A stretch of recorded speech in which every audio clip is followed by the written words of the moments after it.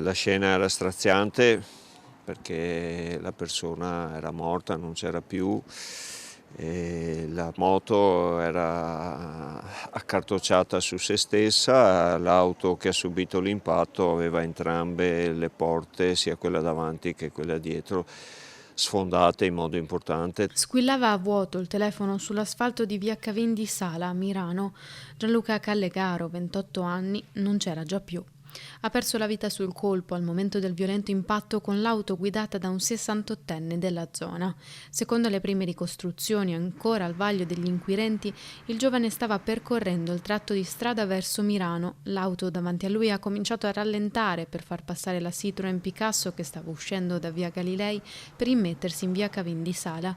È in quel momento che la Honda guidata dal 28enne ha superato l'auto che lo precedeva schiantandosi contro la Citroen.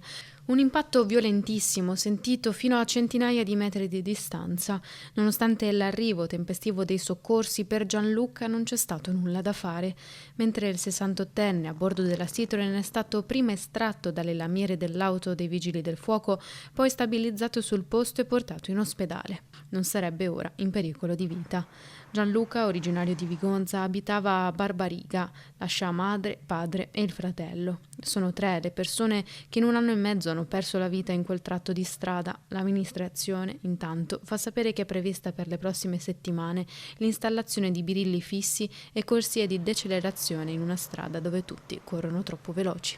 Insieme alla città metropolitana abbiamo previsto degli interventi proprio su quell'area di mitigazione e di miglioramento della segnaletica, di sistemi che scoraggiano sia la velocità ma anche i sorpassi.